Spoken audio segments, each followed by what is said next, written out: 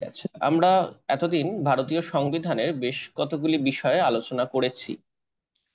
আমরা আলোচনা করেছি ভারতীয় সংবিধানের একটা ওভারঅল বিষয় নিয়ে, ভারতীয় সংবিধান কিভাবে কাজ করে বা ভারতীয় সংবিধান বিষয়টা কি। এবং তার মধ্যে আমরা ভারতীয় সংবিধানের প্রেক্ষাপট দীর্ঘ একটু সংক্ষিপ্তভাবেই আলোচনা করেছি, দীর্ঘ প্রেক্ষাপটকে, যে ভারতীয় সংবিধান কিভাবে তৈরি হলো, কখন তৈরি হলো, কোন পরিস্থিতিতে তৈরি হলো। এবং এই ভারতীয় সংবিধানে তারপর আমরা কতগুলো বৈশিষ্ট্য পড়েছি, যে ভারতীয় সংবিধানের আহ, অন্যান্য সংবিধানের থেকে ভারতীয় সংবিধান কতটা আলাদা, ভারতীয় সংবিধানের প্রস্তাবনাতে কি বলতে চেয়েছে, ভারতীয় সংবিধানের নাগরিকত্ব বিষয়টা কিরকম, ভারতীয় সংবিধান যুক্তরাষ্ট্র ব্যবস্থা রয়েছে সেটা কিরকম। এই বৈশিষ্ট্যগুলো আমরা আলোচনা করেছি। তারপর গত ক্লাস থেকে আমরা মৌলিক অধিকার আলোচনা করতে শুরু করেছি, যে ভারতীয় সংবিধানে আমাদের 6টি মৌলিক অধিকার রয়েছে। সেখানে আমরা সাম্যের অধিকার এবং স্বাধীনতার অধিকার আলোচনা করেছিলাম গত ক্লাস। সেই সাম্যের অধিকার যেটা রয়েছে 14 থেকে 18 নম্বর ধারা, এই সাম্যের অধিকার আলোচনা করতে গিয়ে বলেছিলাম যে ভারতে সকলের প্রতি একটা সমান আচরণ করার হয়, সেটা রাষ্ট্র দেখে। এবং ভারতের নাগরিক বেশ কিছু স্বাধীনতা পেয়ে থাকে, যে স্বাধীনতাগুলো একজন সাধারণ নাগরিক পেয়ে থাকে। আবার এমন কিছু স্বাধীনতা যা ব্যক্তিগত স্বাধীনতা, তা ভারতীয় নাগরিক বিদেশি যে কেউ পেয়ে থাকে, অর্থাৎ ভারতে যারা থাকবেন তারাই পেয়ে থাকে। এইভাবে ভারতের স্বাধীনতার অধিকার 19 নম্বর ধারা থেকে 22 নম্বর ধারায় আলোচনা করা রয়েছে। এবং এখানে আমরা দেখেছিলাম যে কেউ অপরাধী, তারও কিন্তু একটা স্বাধীনতার অধিকার রয়েছে, বা কাউকে কোনো দোষে ধরা হয়েছে, সে কোনো দোষ করেছে সেই সন্দেহে ধরা হয়েছে, তারও স্বাধীনতার অধিকার রয়েছে। তো এইভাবে আমরা দুটি মৌলিক অধিকার প্রথম দিন আলোচনা করেছিলাম, গত ক্লাসে আলোচনা করেছি। আজকে আমরা তার পরের অর্থাৎ তৃতীয় মৌলিক অধিকার, শোষণের বিরুদ্ধে অধিকার, এটা আলোচনা করব। এটা রয়েছে ভারতীয় সংবিধানে 23 এবং 24 নম্বর ধারা। তো শোষণের বিরুদ্ধে অধিকার, শোষণ বিষয়টা কিরকম, যে যে কোনো দেশেই মানুষ শোষিত হয়, এটা একটি মানুষের স্বাভাবিক প্রবণতা। একজন মানুষ দুর্বল মানুষের উপর শোষণ করার চেষ্টা করে। আগেকার মধ্যযুগেও একটা দাস প্রথাও ছিল, যেখানে বিভিন্ন দাস রাখা হতো, অর্থাৎ একজন মানুষের অধীনস্থ বেশ কয়েকজন মানুষ কাজ করত, তাদের কোনো ব্যক্তিগত স্বাধীনতা থাকতো না। চাকরের থেকেও, চাকর তো সাধারণভাবে মাইনে পেয়ে থাকে, সেই দাসেদের কোনো স্বাধীনতা ছিল না। তো ভারতীয় সংবিধানে এই শোষণের বিরুদ্ধে অধিকার 23 নম্বর ধারায় এই ব্যাগার খাটানো বা দাসবৃত্তি, এটাকে বন্ধ করে দেওয়ার হয়েছে। যে যদি কেউ এরকম ব্যাগার খাটানো বা দাসবৃত্তি করায় কাউকে দিয়ে, তাহলে তার বিরুদ্ধে ভারতীয় সংবিধানের নিয়ম অনুসারে সুপ্রিম কোর্টে বা হাইকোর্টে কেস করা যাবে, ব্যবস্থা নেওয়া যাবে। তাহলে 23 নম্বর ধারা এইভাবে ব্যাগার খাটানোর বিরুদ্ধে বন্দোবস্ত নিয়েছে। এবং এই শোষণের বিরুদ্ধে অধিকারী 24 নম্বর ধারাতে আমরা পাই যে এখানে 14 বছরের কম বয়সী শিশুদের দিয়ে কারখানায় বা খনিতে, অর্থাৎ দৈহিক যেখানে পরিশ্রমের কাজ রয়েছে, সেই সমস্ত কাজ কেউ করাতে পারবে না। যদি কেউ করায় তাহলে তার বিরুদ্ধে বন্দোবস্ত নেওয়া হয়। তাহলে এই শোষণের বিরুদ্ধে অধিকারে আমরা এই আলোচনাটা এখানে পাচ্ছি 23 এবং 24 নম্বর ধারায়, যেখানে ভারতে ব্যাগার খাটানো এবং 14 বছরের কম বয়সী শিশুদের দিয়ে পরিশ্রমের কাজ করানো ব্যান করা হয়েছে বা বন্ধ করা হয়েছে। এটা করানো অপরাধ। শোষণের বিরুদ্ধে অধিকার তাই একটি মৌলিক অধিকার, এটা যে কোনো নাগরিক পেয়ে থাকবে এই অধিকারটি। এর পরের অধিকার, যে মৌলিক অধিকার আমরা পাই, সেটা হলো ধর্মীয় স্বাধীনতার অধিকার।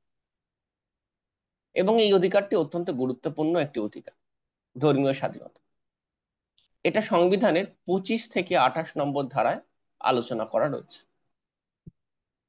যে ভারতে ধর্মীয় স্বাধীনতা বলতে কি, ভারতের তো আমরা জানি, আগেও আমরা প্রস্তাবনা পড়ার সময় এই বিষয়টা কিছুটা আলোচনা করেছিলাম, যে ভারতের সংবিধান আমাদেরকে প্রত্যেকের নিজের নিজের ধর্ম পালন করার স্বাধীনতা দিয়েছে, এবং ভারতীয় সংবিধান বা ভারত দেশের কোনো নিজস্ব ধর্ম নেই। যেরকম ভাবে পাকিস্তানের নিজস্ব ধর্ম রয়েছে রাষ্ট্রের, যেরকম ভাবে আফগানিস্তান রাষ্ট্রের নিজস্ব ধর্ম রয়েছে, কিন্তু ভারতের নিজস্ব ধর্ম নেই। ভারত সকল ধর্মকে সমান চোখে দেখবে, এটাই ভারতের দায়িত্ব বা কর্তব্য। তো সেরকম ভাবেই 25 নম্বর ধারা আমাদেরকে তাই বলছে যে আমরা নিজের নিজের ধর্ম পালন করতে পারবো, তাতে কেউ বাধা সৃষ্টি করতে পারবে না। এবং 26 নম্বর ধারা আমাদেরকে বলছে যে এই ধর্ম প্রচারের জন্য সম্পত্তি তৈরি করতে পারবে ধর্মীয় সংগঠন, স্থাবর সম্পত্তি, অস্থাবর সম্পত্তি তৈরি করতে পারবে, সেখানেও রাষ্ট্র তাকে বাধা দেবে না। অর্থাৎ ধর্ম প্রচারের জন্য কোনো আশ্রম তৈরি করতে পারে, কোনো সংগঠন তৈরি করতে পারে, অর্থাৎ স্থাবর সম্পত্তি বা অস্থাবর সম্পত্তি রাখতে পারে। আবার মানুষের থেকে চাঁদাও নিতে পারে। কিন্তু আবার 27 নম্বর ধারায় বলে দিচ্ছে যে এই চাঁদা নেওয়া কোনো ধর্মীয় কর নয়, অর্থাৎ মানুষ এই চাঁদা দিতে বাধ্য নয়, যে মানুষের থেকে জোর করে ধর্মের নাম করে এই ট্যাক্স নেওয়া যাবে না বা চাঁদা নেওয়া যাবে না। তবে কিছু ব্যতিক্রম রয়েছে, যেরকম ধর্মীয় অনুষ্ঠানে হয়তো কোনো সামাজিক বা স্বাস্থ্য নির্ভর ইস্যুতে কোনো কিছু টাকা সংগ্রহ করা যেতে পারে। যেরকম আমরা এখন দেখতে পাচ্ছি যে কুম্ভ মেলা রয়েছে, সেখানে হয়তো কুম্ভ মেলায় যেতে যেতে পথে হয়তো কোনো টয়লেটের বন্দোবস্ত করা রয়েছে, এবং সেই টয়লেট ব্যবহারের জন্য হয়তো কিছু টাকা নেওয়া হচ্ছে। তাহলে স্বাস্থ্যের নিরিখে সেই টাকাটা নেওয়া যেতে পারে, কিন্তু ধর্মের প্রেক্ষিতে নয়, যে ধর্ম পালন করার জন্য প্রত্যেককে টাকা দিতেই হবে তার কোনো মানে নেই। তাহলে 27 নম্বর ধারা আমাদেরকে এটা বলে দিচ্ছে। 28 নম্বর ধারা বলে দিচ্ছে যে কোনো সরকারি প্রতিষ্ঠান, শিক্ষা প্রতিষ্ঠান হোক বা যে কোনো সরকারি প্রতিষ্ঠান হোক, ধর্মীয় শিক্ষাদান বাধ্যতামূলক নয়, করা যাবে না। অর্থাৎ সেখানে ধর্মীয় শিক্ষাদান করা যাবে না। এমন কোনো প্রতিষ্ঠান যেখানে সরকারি অনুদানে চলে, সেখানে যদি ধর্মীয় শিক্ষাদান দিতেও হয়, তাহলে অভিভাবকদের অনুমতি নিতে হবে। যদিও এক্ষেত্রে ব্যতিক্রম রয়েছে, যে ধর্মভিত্তিক কোনো পড়াশুনো হয়তো আমরা শ্রী রামচন্দ্রের জীবনী পড়তে পারি, পয়গম্বর মোহাম্মদের জীবনী পড়তে পারি, বুদ্ধদেবের জীবনী পড়তে পারি, অর্থাৎ পাঠ্য বিষয় হিসেবে ধর্মকে আমরা চর্চা করতেই পারি, কিন্তু ধর্মীয় শিক্ষাদান সরকারি প্রতিষ্ঠানে দেওয়া যাবে না। এই বিষয়ে বিধিনিষেধ আরোপ করেছে ভারতীয় সংবিধান। তাহলে এই 25 থেকে 28 নম্বর ধারা আসলে ভারতের একটি চিত্রকে ফুটিয়ে তুলেছে, যে চিত্রটা হলো সেকুলার বা ধর্ম নিরপেক্ষ, বা আরো ভালোভাবে বললে সর্বধর্ম সমভাবের ভাবনা, যেখানে প্রত্যেকটা ধর্মই নিজের নিজের ভাবনা প্রচার করে চলতে পারে। এইটা প্রচার করেছে ভারতীয় সংবিধান, তাই এই অধিকারটা আমাদেরকে দিয়েছে, ধর্মীয় স্বাধীনতার অধিকার। এরপরে আমরা পাই এরপরে আমরা পাই যে সংস্কৃতি, শিক্ষা এবং সংস্কৃতির অধিকার। শিক্ষা এবং সংস্কৃতির অধিকার আমাদের 29 এবং 30 নম্বর ধারায় বলা আছে। শিক্ষা সংস্কৃতির অধিকারের ক্ষেত্রে কিরকম, যে আমরা ভারতে বসবাস করছি, বিভিন্ন ভাষা, বিভিন্ন ধর্মের মানুষ, বিভিন্ন জাতির মানুষ, আমাদের প্রত্যেকের ভাষাগত লিপিও অনেক সময় আলাদা আলাদা। সাঁওতালি লিপি আলাদা, বাংলার লিপি আলাদা, দেবনাগরী লিপি আলাদা। তাহলে এই আলাদা আলাদা যে লিপি রয়েছে, আলাদা আলাদা যে সংস্কৃতি রয়েছে, এইগুলো সংরক্ষণের অধিকার আমাদেরকে 29 নম্বর ধারা দিচ্ছে। এবং 30 নম্বর ধারা ধর্মীয় সংখ্যালঘু এবং ভাষাভিত্তিক সংখ্যালঘুদের জন্য শিক্ষা প্রতিষ্ঠান করার অধিকার দিচ্ছে, যে তারা আলাদা করে শিক্ষা প্রতিষ্ঠান করতে পারে। কলকাতায় হয়তো গুজরাটি একটি ধর্মীয় সংখ্যালঘু, মানে ভাষাভিত্তিক সংখ্যালঘু সম্প্রদায়, তাদের জন্য আলাদা শিক্ষা প্রতিষ্ঠান করা যেতে পারে, আলাদা স্কুল আলাদা কলেজ করা যেতে পারে। তাহলে এইভাবে শিক্ষাদানের বন্দোবস্ত ধর্মীয় সংখ্যালঘু বা ভাষাভিত্তিক সংখ্যালঘুদের জন্য বন্দোবস্ত রয়েছে। তাহলে এই কতগুলো অধিকার আমরা মৌলিক অধিকার রূপে পেতে পারি, যেখানে আমরা আজকে আলোচনা করছি যে শোষণের বিরুদ্ধে অধিকার 23 থেকে 24 নম্বর ধারা, ধর্মীয় স্বাধীনতার অধিকার 25 থেকে 28 নম্বর ধারা, এবং শিক্ষা এবং সংস্কৃতিগত অধিকার যেটা 29 এবং 30 নম্বর ধারা। 32 নম্বর ধারায় আমরা সাংস্কৃতিক প্রতিবিধানের অধিকার পেতে পারি। অর্থাৎ এতক্ষণ ধরে আমরা যে সমস্ত অধিকার নিয়ে আলোচনা করেছি, সেই অধিকারগুলো যদি লঙ্ঘন হয়, তাহলে আমরা সুপ্রিম কোর্ট বা হাইকোর্টের দ্বারস্থ হতে পারি। 32 নম্বর ধারা অনুসারে সুপ্রিম কোর্ট এবং 226 নম্বর ধারা অনুসারে হাইকোর্ট। সেখানে আমরা বলতে পারি যে আমরা এই প্রয়োজনীয় জিনিসটা পাচ্ছি না, এটা মৌলিক অধিকারে রয়েছে। হয়তো মৌলিক অধিকারে রয়েছে যে সরকারি চাকরির ক্ষেত্রে সমান আচরণ করতে হবে প্রত্যেক নাগরিকের প্রতি। তাহলে আমি এই যদি আচরণটা যদি না পাই, তাহলে আমি সুপ্রিম কোর্টের কাছে যেতে পারি। আমি যদি ধর্মীয় স্বাধীনতার ক্ষেত্রে বাধাপ্রাপ্ত হই, নিজের ধর্ম পালন করতে বাধাপ্রাপ্ত হই, তাহলে আমি সুপ্রিম কোর্ট বা হাইকোর্টের কাছে যেতে পারি। তাহলে এই সাংবিধানিক প্রতিবিধানের অধিকারও সংবিধানের মৌলিক অধিকারের মধ্যে রয়েছে। তাহলে এই কতগুলো অধিকার আমরা আলোচনা করলাম, এই 6টি মৌলিক অধিকার, যেটা শুরু হয়েছে 14 নম্বর ধারা থেকে এবং শেষ হচ্ছে 32 নম্বর ধারা। তবে শুধুমাত্র অধিকারগুলো পেলেই হয় না, আগেও আমরা বৈশিষ্ট্য আলোচনা করার সময় পড়েছি। এই অধিকারগুলোকে পাওয়ার সঙ্গে সঙ্গে আমাদের একটা কর্তব্য চলে আসে রাষ্ট্রের প্রতি বা দেশে, যে আমরা নির্দিষ্ট কর্তব্য পালন করব। যদি আমরা নিজেদের দায়িত্ব বা কর্তব্যগুলো পালন না করি, তাহলে শুধুমাত্র অধিকারগুলো ভোগ করলে তো এই রাষ্ট্রে বাঁচা সম্ভব না। যেরকম আমাদের পরিবারের মধ্যে আমরা বেশ কিছু অধিকার পাই, খাওয়ার অধিকার, ঘুমানোর অধিকার, পড়াশোনার অধিকার, সবকিছু পাচ্ছি, কিন্তু তার সঙ্গে আমাদের বেশ কিছু দায়িত্বও থাকে, সেই কর্তব্যগুলো যেন আমরা করি। সেরকম রাষ্ট্র বা সরকারও বলে দিচ্ছে আমাদেরকে সেই কর্তব্যগুলো পালন করতে। সেগুলোর আলোচনা রয়েছে মৌলিক কর্তব্যে বা ফান্ডামেন্টাল ডিউটিস। এই ফান্ডামেন্টাল ডিউটিস সংবিধানের, আমরা আগে বলেছি সংবিধান কতগুলো পার্টে আলাদা আলাদা করে ভাগ করা রয়েছে বা ভাগে।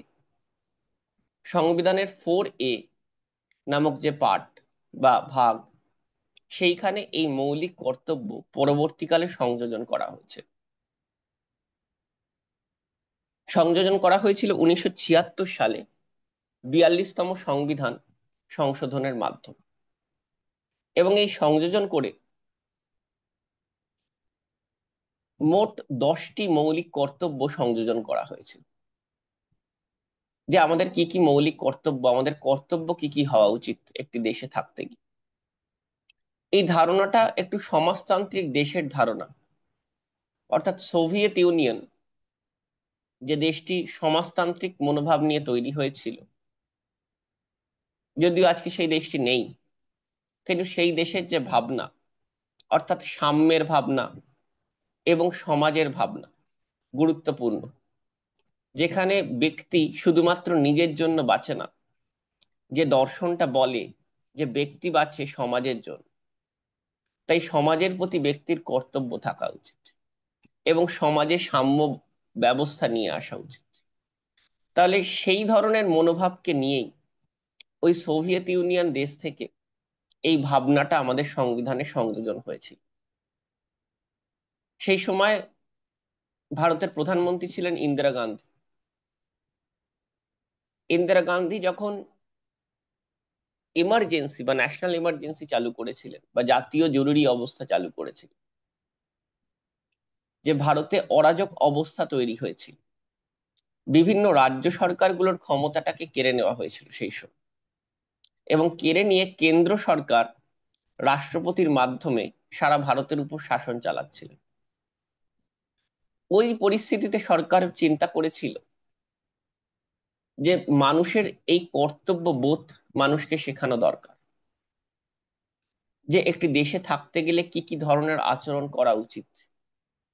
এবং সেই কর্তব্যবোধ শেখাতে গিয়েই ইন্দিরা গান্ধী একটি কমিটি তৈরি করেছিলেন, শরণ সিং কমিটি, 1976 সালে।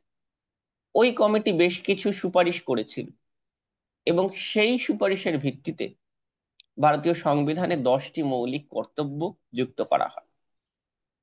10টি মৌলিক কর্তব্য আমি এক একটা করে বলছি।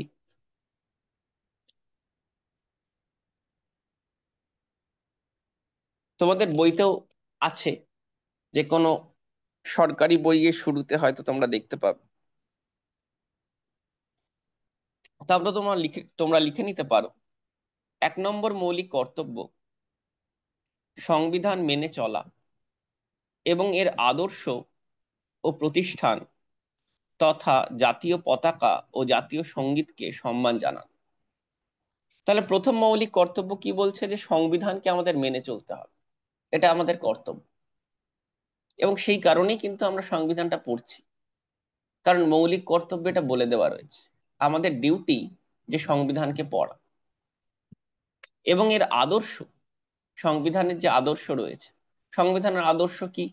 সংবিধান বলছে ভারত একটি সার্বভৌম, সমাজতান্ত্রিক, ধর্মনিরপেক্ষ, গণতান্ত্রিক সাধারণতন্ত্র। তাহলে সংবিধানের যেই আদর্শগুলো, যে প্রত্যেকে আমরা নিজের নিজের ধর্ম পালন করব, এটা ধর্মনিরপেক্ষ, আমরা সমাজতান্ত্রিক মনোভাবাপন্ন হয়ে উঠব, অর্থাৎ আমরা সাম্যের প্রতি বিশ্বাসী হব, আমরা সমাজের প্রতি চিন্তা ভাবনা করব, অন্যের প্রতি চিন্তা ভাবনা করব, আমরা গণতান্ত্রিক মনোভাবাপন্ন হব, শুধুমাত্র নিজের কথাটাই ঠিক সেটা নয়, আমরা অন্যের কথাটাকেও শুনব, আমরা সাধারণতান্ত্রিক মনোভাবাপন্ন হব, আমরা এখানে ভারত রাষ্ট্র রাজার অধীনে থাকবো না। তাহলে এই ধরনের যে আদর্শ, এই আদর্শ এবং সংবিধানের যে প্রতিষ্ঠানগুলো রয়েছে, সংবিধানের প্রতিষ্ঠান বলতে পার্লামেন্ট, মন্ত্রিসভা, একদম যদি নিচু স্তরেও যদি সংবিধানের প্রতিষ্ঠানকে আমরা খুঁজে পাই তাহলে সেটা পঞ্চায়েত। তাহলে সংবিধানে যে যাবতীয় প্রতিষ্ঠান রয়েছে, এই প্রতিষ্ঠানগুলোর প্রতি সম্মান প্রদর্শন, এবং সর্বোপরি আমাদের জাতীয় পতাকা, যেটা সংবিধান সভায় গ্রহণ করা হয়েছে, যে জাতীয় পতাকা আমরা সম্মানের সঙ্গে উত্তোলন করি নির্দিষ্ট দিনে, সেই জাতীয় পতাকার প্রতি সম্মান প্রদর্শন আমাদেরকে করতে হবে। এটা মৌলিক কর্তব্য, 1 নম্বর মৌলিক কর্তব্য। 2 নম্বর মৌলিক কর্তব্য, যে মহান আদর্শ আমাদের স্বাধীনতা সংগ্রামকে অনুপ্রাণিত করেছিল তা লালন ও অনুসরণ করা। আমাদের স্বাধীনতা সংগ্রামে বিভিন্ন ধারা কাজ করেছে। ভারতের স্বাধীনতা সংগ্রাম কোনো একটি ধারার মধ্যে দিয়ে আসেন। ভারতের স্বাধীনতা, সেখানে জাতীয়তাবাদী ধারা যেরকম কংগ্রেসের আন্দোলন, গান্ধীবাদী আন্দোলন কাজ করেছিল, সেখানে আবার বৈপ্লবিক জাতীয়তাবাদী ক্ষুদিরাম বসু, প্রফুল্ল চাকি, অরবিন্দ ঘোষ, ভূপেন্দ্রনাথ দত্ত, ভগিনী নিবেদিতা, এদের ভূমিকা কাজ করেছিল। আবার অন্যদিকে সুভাষচন্দ্র বসুর আইএনএর মুভমেন্ট, আজাদ হিন্দ ফৌজ, তার ভূমিকা কাজ করেছিল। তো বিভিন্ন ভাবে কাজ করেছিল ভারতের স্বাধীনতা সংগ্রাম। তাহলে এই ভারতীয় স্বাধীনতা সংগ্রামের প্রতি আমাদেরকে শ্রদ্ধাশীল হতে হবে, সেটা বলছে। এবং যে সমস্ত শিক্ষা আমরা এই স্বাধীনতা সংগ্রাম থেকে পেয়েছি, সেগুলোকে লালন ও প্রতিপালন করতে হবে। এটা 2 নম্বর মৌলিক কর্তব্য আমাদেরকে বলছে। 3 নম্বর মৌলিক কর্তব্য, ভারতের সার্বভৌমত্ব, ঐক্য ও অখণ্ডতাকে তুলে ধরা এবং তাকে রক্ষা করা। ভারত যে একটি দেশ, এই মনোভাবটা, এই অখণ্ড, অর্থাৎ ভারত যে আলাদা আলাদা নয়, আমি বাঙালি, সে পাঞ্জাবি, সে উড়িয়া, সে বিহারি, এই মনোভাবের উপরে নিজেকে ভারতীয়, এই মনোভাবটাকে জাগিয়ে তোলে। এই মনোভাবটাকে জাগালেই ভারত এই অখণ্ড থাকতে পারবে। ভারতের আলাদা আলাদা পরিচিতি তৈরি হবে না। আমি বাঙালির আগে আমার পরিচিতি হবে আমি ভারতীয়, আমি বিহারির আগে আমার পরিচিতি হবে আমি ভারতীয়, আমি উড়িয়া ভাষীর আগে আমার পরিচিতি হবে আমি ভারতীয়। তাহলে সেখানে আমার ভাষা বা সেখানে আমার ধর্মের আগে আমার পরিচিতি হবে আমি ভারতীয়। এই মনোভাব যদি জাগ্রত হয়, তাহলে অখণ্ডতা বজায় থাকবে ভারতের, সার্বভৌমত্ব বজায় থাকবে ভারত। সার্বভৌমত্ব মানে কি? যে ভারত নিজের সিদ্ধান্ত নিজে নিতে পারে। তাহলে সেক্ষেত্রে আমাদের কর্তব্য হবে আমরা নিজেদেরকে ভারতবাসী এই মনোভাবটা জাগিয়ে তোলা। তাহলে ভারতের সরকার আমাদেরকে সঙ্গে নিয়ে চলতে পারবে। ভারত তো সাধারণ একটি ভূখণ্ড নয়, আমাদেরকে নিয়ে তো ভারত। তাহলে ভারত সরকার যদি তার সার্বভৌম ক্ষমতা প্রয়োগ করতে চায়, তাহলে সেটা আমাদেরকে ছাড়া সম্ভব নয়। তাই আমাদেরকে সহযোগিতা দিতে হবে। এটা 3 নম্বর মৌলিক কর্তব্য বলবো। 4 নম্বর মৌলিক কর্তব্য দেশকে রক্ষা করা এবং জাতীয় পরিষেবা দেওয়া। দেশকে আমাদেরকে রক্ষা করার দায়িত্ব নিতে হবে। দেশকে রক্ষা যে শুধুমাত্র মিলিটারিতে গিয়ে রক্ষা করা হয় তা নয়। আমরা শিক্ষকতার মধ্যে থেকে, আমরা পড়াশোনা করার মধ্যে দিয়ে দেশকে রক্ষা করতে পারি। আমরা দেশকে রক্ষা করার জন্য নতুন কিছু আবিষ্কার করতে পারি। আমরা দেশের মানুষের মুখে খাবার জোগানোর জন্য আমরা কৃষিকাজ করতে পারি। কৃষিকাজ যাতে আরো ভালোভাবে হয়, যাতে আরো উন্নত বীজ তৈরি হয়, আরো উন্নত ফসল তৈরি হয়, তার জন্য আমরা গবেষণা করতে পারি, আমরা পড়াশোনা করতে পারি, পড়াশোনা করে সেই জিনিসগুলো আবিষ্কার করতে পারি। তা তার মধ্যে থেকেও দেশকে রক্ষা করতে পারি। আমরা পুলিশ বা বাহিনী বা মিলিটারি বাহিনীতে যোগদান করতে পারি, তার মধ্যে দিয়েও দেশকে রক্ষা করতে পারি। আমরা দেশকে রক্ষা করার একটি পথ নয়, বিভিন্ন পথ থাকতে পারে, তার মধ্যে থেকে আমরা দেশকে রক্ষা করতে পারি এবং জাতীয় পরিষেবা দিতে পারি। ডাক্তাররা জাতীয় পরিষেবা দিয়েছিলেন করোনার সময়। তারা তাদের ডিউটি আওয়ার্সের অনেক বেশি সময় ধরে কাজ করেছে। তাহলে চিকিৎসক হিসেবেও কিন্তু জাতীয় পরিষেবা দেওয়া যেতে পারে, দেশকে রক্ষা করা যেতে পারে। ধর্মীয়, ভাষাগত, আঞ্চলিক বিভিন্নতার ঊর্ধ্বে উঠে ভারতের জনগণের মধ্যে সংহতি, সৌভ্রাতৃত্ব ভাব তৈরি করতে পারি। স্ত্রী জাতির মর্যাদার অবমাননার অভ্যেস থেকে বিরত থাকা। তাহলে নারীর প্রতি সম্মান, এই ভাবনাতে আনতে পারি, এটাও মৌলিক কর্তব্যের অন্তর্ভুক্ত। এবং আগেও আলোচনা করলাম যে আমরা ভাষাগত, ধর্মীয়, জাতিগত পরিচয়ের ঊর্ধ্বে উঠে আমরা বন্দোবস্ত নিতে পারি, আমরা নিজেদেরকে ভারতীয় হিসেবে তুলে ধরতে। মৌলিক কর্তব্য। 6 নম্বর মৌলিক কর্তব্য আমাদের মিশ্র সংস্কৃতির সম্পন্ন উত্তরাধিকারকে মূল্য দেওয়া এবং তা বজায় রাখা। ভারতে বিভিন্ন আলাদা আলাদা সংস্কৃতি রয়েছে। যেহেতু ভারতীয় সংস্কৃতি খুব প্রাচীন এবং দীর্ঘদিন ধরে ভারতীয় সংস্কৃতি টিকে আছে, এই মিশ্র সংস্কৃতিকে আরো এগিয়ে নিয়ে যাওয়ার দায়িত্ব বা কর্তব্য আমাদেরকে নিতে হবে। যে আমাদের কোনো কোনো পুরনো মসজিদ রয়েছে বা পুরনো মন্দির রয়েছে, বা আমরা কোনো পুরনো ভারতীয় নাচের পদ্ধতি জানি, ভারতনাট্যম হতে পারে, বা আমরা ভারতীয় পুরনো গানের পদ্ধতি জানি, ভারতীয় পুরনো আঁকার পদ্ধতি জানি, তাহলে সেই সমস্ত শিল্পকলা, সংস্কৃতি, ভারতীয় পড়াশোনা, সংস্কৃত ভাষা, তামিল ভাষা, পুরনো ভাষা, সেই সমস্ত ভাষাকে আমরা আরো এগিয়ে নিয়ে যেতে পারি, সেই ভাষার পড়াশোনা আমরা করতে পারি। তাহলে এইভাবেও আমরা দেশের কর্তব্যগুলো পালন করতে পারি। 7 নম্বর মৌলিক কর্তব্য অরণ্য, হ্রদ, নদী, বন্য জীবন সমন্বিত প্রাকৃতিক পরিবেশকে রক্ষা করা ও তার উন্নতি ঘটানো। আমরা বন কাটবো না, জঙ্গল কাটবো না, নদ নদী পরিষ্কার রাখার চেষ্টা করব। আমরা নদ নদী ব্যবহার করলেও সেখানে নদ নদীতে সাবান জলের ব্যবহার করছে দেখা যাচ্ছে, সেখানে সাবান জল ব্যবহার করব না। সেখানে সাবান ব্যবহার করলে নদী আরো দূষিত হচ্ছে। বন জঙ্গল আমরা অনাবশ্যক ভাবে কাটবো না। বন্য প্রাণী সংরক্ষণের বন্দোবস্ত করব। হয়তো বন্য প্রাণী, এত বন ছোট হয়ে আসছে, বারবার তোমরা হয়তো বিভিন্ন ভিডিওতে দেখতে পাবে যে হাতি হয়তো শহরে ঢুকে পড়েছে বা লোকালয়ে ঢুকে পড়েছে।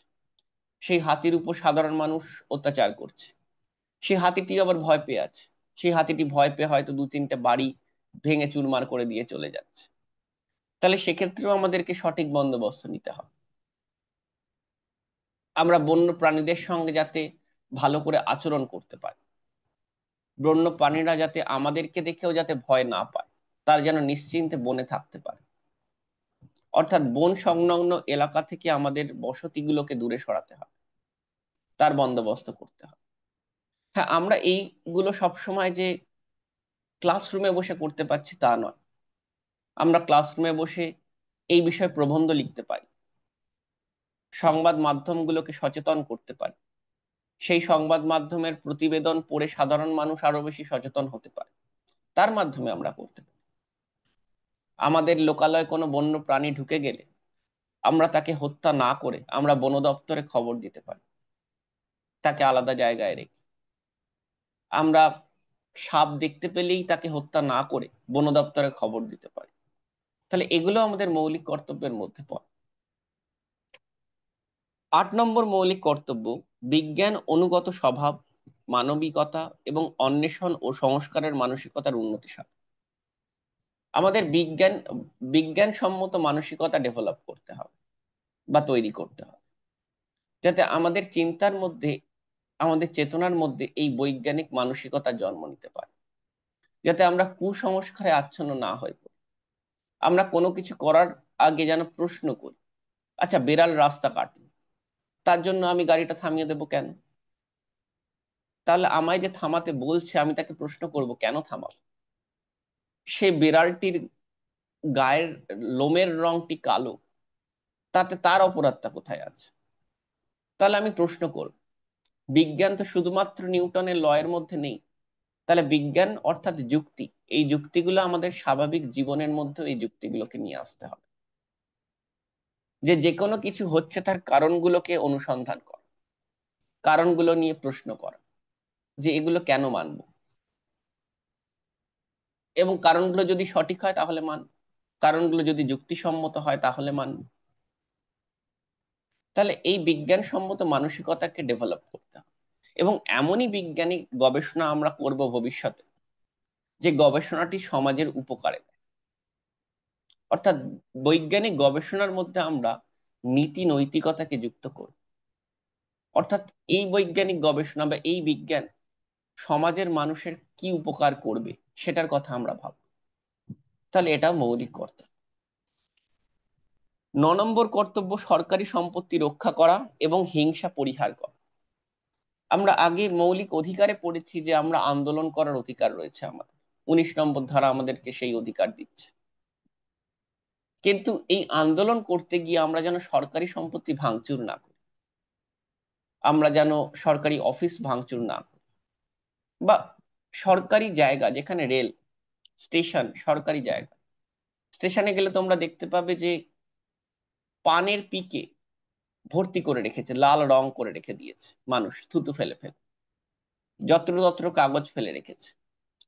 আমরা খেয়েই হয়তো চিপসের প্যাকেটটা, বিস্কুটের প্যাকেটটা স্টেশনে ফেলে দিই বা রাস্তায় ফেলে দিই, না আমরা নির্দিষ্ট ভাবে নিজেদের পকেটে রাখবো বা ব্যাগে রাখবো। তারপর আমরা কোথাও ডাস্টবিন দেখতে পেলে বা বাড়িতে এসে ডাস্টবিনে ফেলি। তাহলে এইভাবেও আমরা সরকারি সম্পত্তিকে রক্ষা করতে পারি, এটাও আমাদের মৌলিক অধিকার। এবং 10 নম্বর মৌলিক অধিকার, ব্যক্তিগত ও সামূহিক কাজকর্মের উৎকর্ষ আনতে সচেষ্ট হওয়া, যাতে জাতি সতত উদ্যোগ ও কৃতিত্বের উচ্চতর পর্যায়ে পৌঁছতে পারে। আমরা ব্যক্তিগত উদ্যোগ নিতে পারি, আমরা যে যার পজিশনে যেখানে রয়েছি সেখান থেকে আমরা আরো উঁচু জায়গায় যেতে পারি। অর্থাৎ আমরা ক্লাস 9-এ পড়াশোনা করছি, তাহলে এই ক্লাস 9-এর এই পড়াশোনাটাই আমরা আরো ভালোভাবে করব। আমরা ভালোভাবে পড়াশোনা করলে দেশেরই উন্নতি হবে, কারণ আমাদেরকে নিয়েই তো দেশ। এবং ব্যক্তিগত কাজকর্ম যেমন আমরা করব, তেমন আমরা সামূহিক কাজকর্ম অর্থাৎ একত্রিত হয়ে যে কাজগুলো আমরা করি, হয়তো কোনো স্পোর্টস বা পিটি,